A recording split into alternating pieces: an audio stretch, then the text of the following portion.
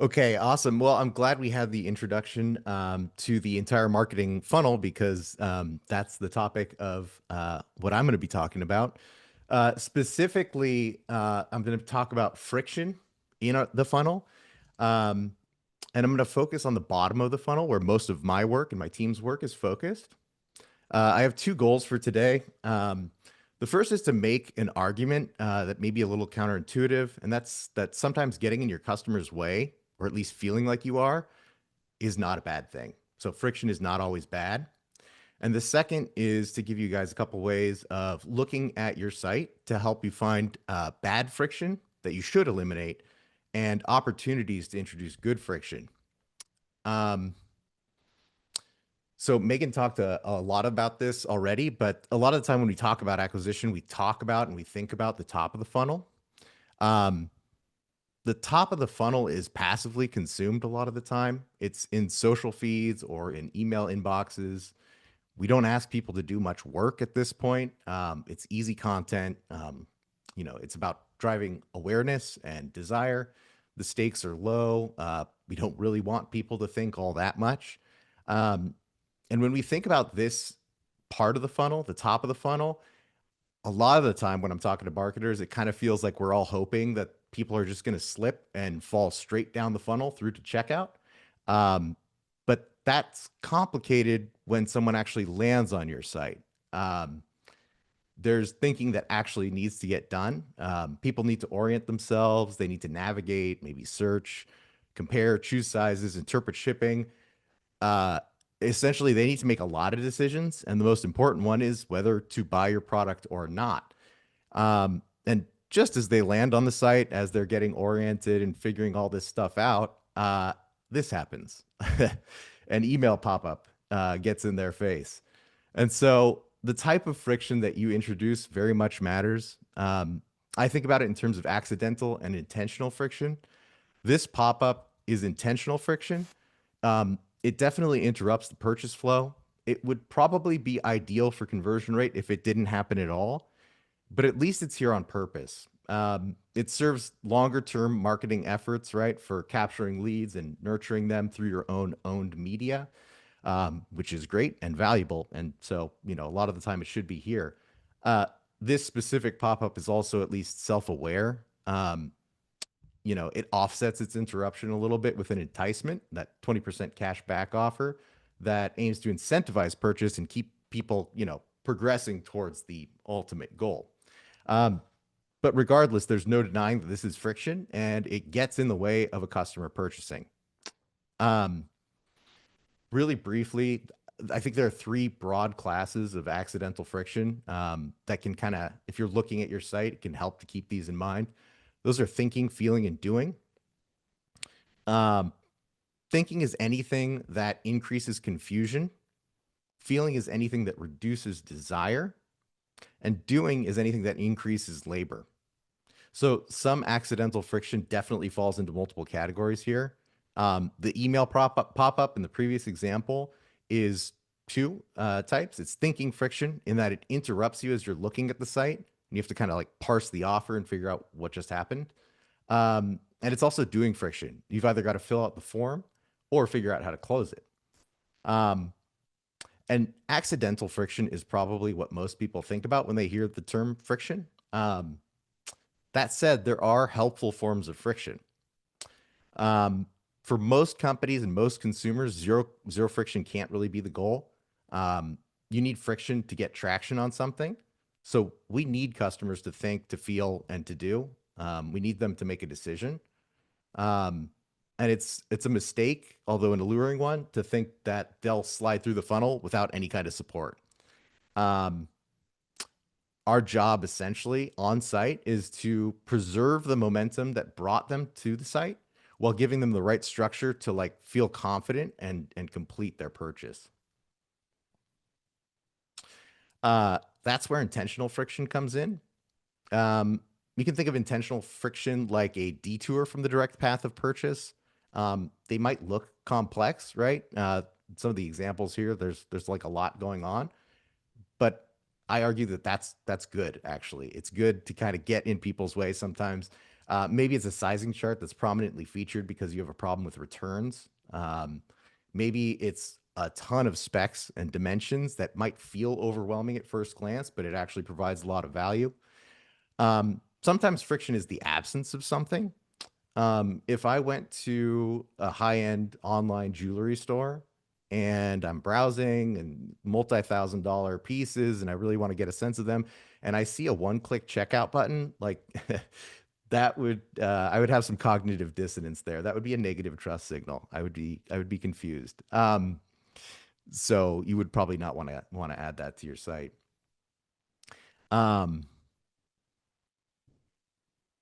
for some of the examples that I have here and in the next couple slides, it might seem like I'm torturing the friction metaphor a bit, and I think I kind of am.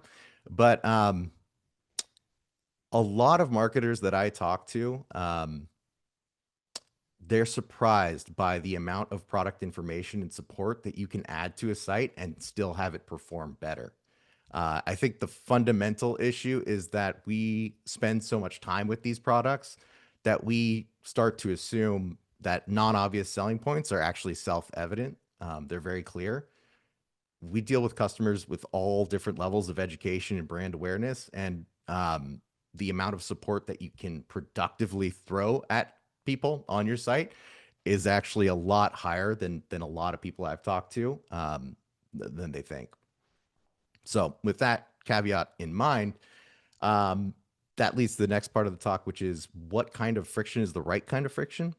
I've got a couple different lenses that I like to look at products with, and that helps me understand, at the very least, what's going to be a good test on your site to see if it increases conversion rate, average order value, all that stuff. So the first lens that I often turn to is cost and significance. It's kind of funny because they seem really similar at first, and they're often related. Cost and significance are often related, but not always. Cost specifically is not just price, it's also the opportunity cost. So it may be an inexpensive product, but if it's a big item that takes up limited floor space, or using the product takes up time, or maybe you're concerned like you're not going to use the product correctly, it's going to be confusing to use. Those are all potential costs that you need to consider when selling a product. Significance is a little more simple. It's just a measure of the emotional investment that someone has in the purchase of the product and the use of the product. Both of these aspects are multidimensional. It's not just the product that defines them or just the customer, but it's product positioning, the specific customer that's looking at the product. So your site, depending on who you're targeting and how your brand is positioned, two sites might sell the same exact product, but one might be a utility and another might be a treat. It really depends. The higher you are in either dimension, though, either cost or significance, the more friction your site is going to benefit from, the more friction you need to add. Pretty much nobody is impulse purchasing from any of the top three quadrants. Just running through them really quickly. Starting in the bottom, the commodity. This is inexpensive, not very personally significant. Most businesses who sell online direct to consumer do not aspire to be here. But if you do, friction is the killer. Actually, here, there's really not much good friction. Your goal is just to focus on trust and reliability and get people out the door as soon as possible. Bottom right, a little bit more on the costly end, but still not a super personal purchase. These are utilities. It's very pragmatic, practical purchases. Key here is clarity and function, comparison charts, spec sheets. The goal here is to reduce risk, clarify logistics, and reassure people that, it's going to work for them. The top left is the treat. It's low cost self-expression.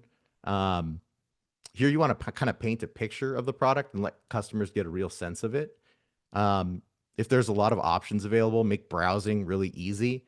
You can make the site really fun too. Interactivity can be value add here, even if it increases the amount of time that it takes people to navigate through the site or, make the purchase even.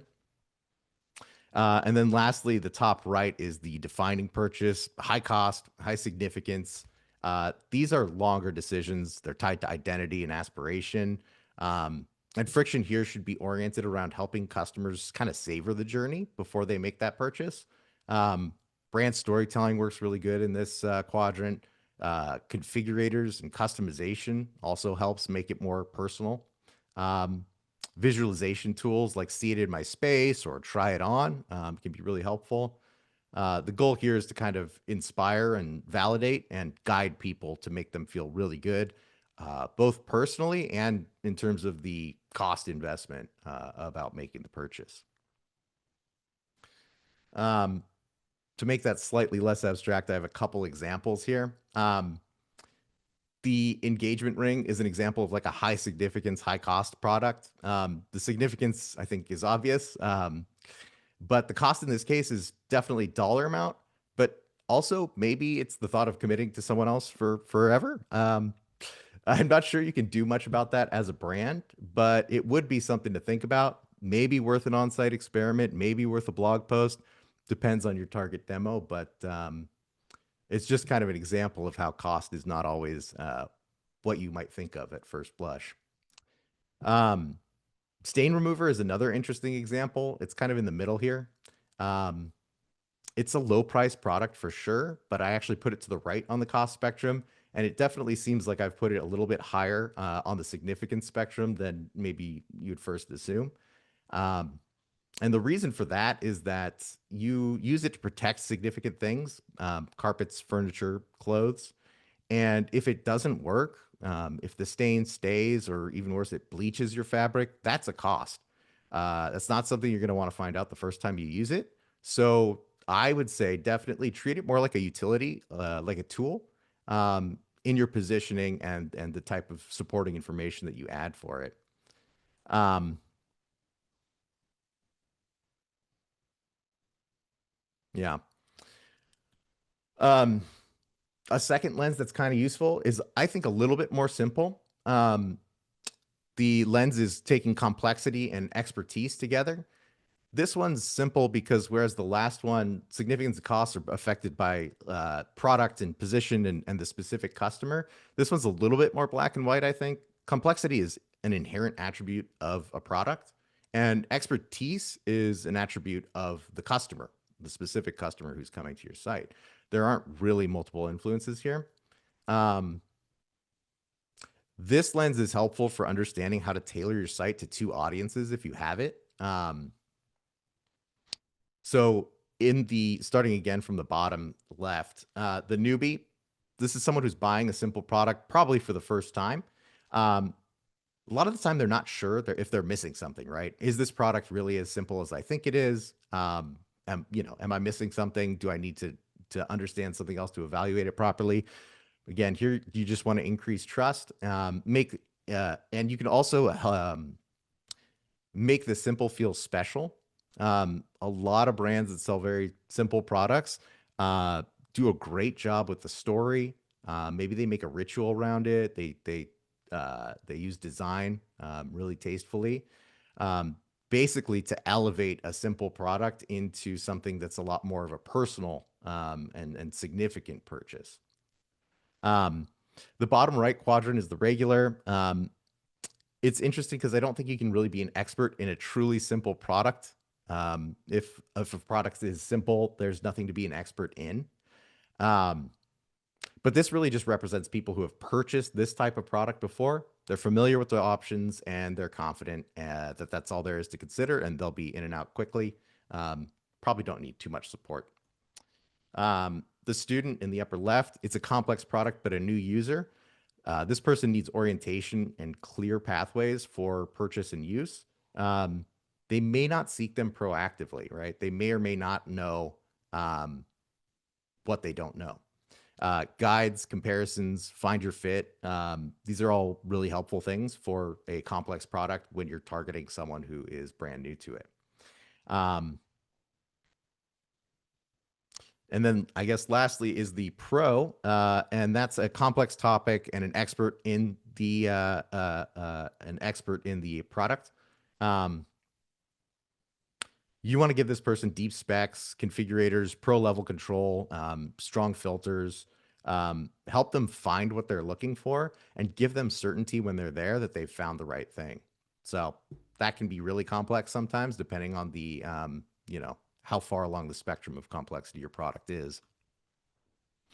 Um, there's a ton of other forces that influence what kind of friction could be beneficial. Catalog size, purchase frequency, the buying context, where the person is coming from in the world, what their cultural background is. They can all interact with these different lenses in different ways. And it's all really depends on what you're selling, who your brand, what your brand is, and who your customers are. Um, I guess I would encourage you to kind of think about the most salient factors and build your own 2x2 grid. I find them really helpful. And then you can start to think about, who lives in the quadrant that our product lives in, and how can we best support them on their journey.